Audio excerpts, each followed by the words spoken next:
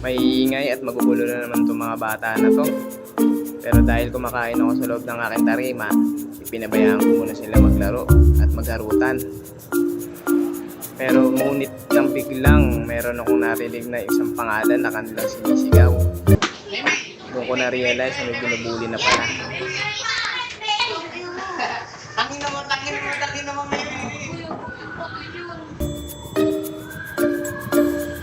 Siya si Maymay, isang pipit bingi na bata. Pero solid player ko yan dito kasi umaga pa lang nakaabang na agad yan sa shop. Kaya lumabas na agad ako at pinagalitan sila at pinagsabihan na masama ang kanilang ginagawa.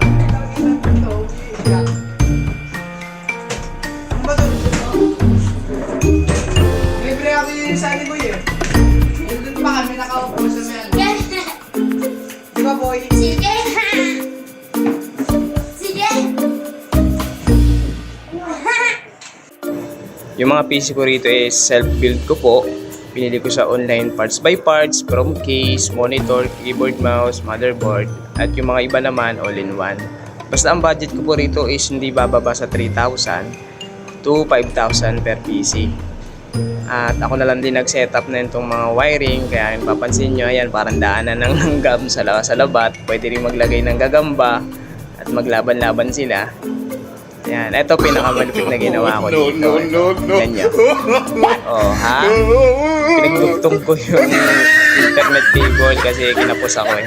Pero yun, gumagana naman pala kaya 1 year na ako dito sa shop ko at wala pang nasisirang PC. Yung pinaka nasisira lang dito is yung keyboard and mga mouse. Pero mismo sa main PC, sa 1 taon ko, kahit second hand sila, wala pang nasisira.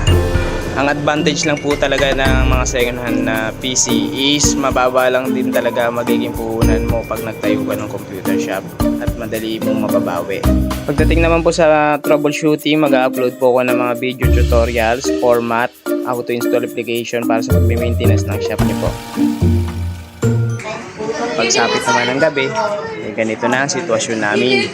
Punuan, siksikan, kahit mainit, wala na silang pakialam. Basta makapaglaro lang sila. Dahil hanggang alas 10 lang ang operation ng mga computer shop, mamaya iikot na mga barangay at maninita na.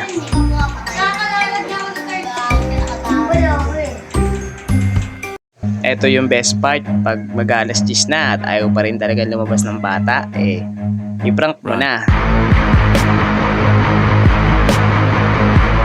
Kala talaga nila may barangay, ayun, nagtakbuhan. Yung isa naiwan pa yung tsinelas.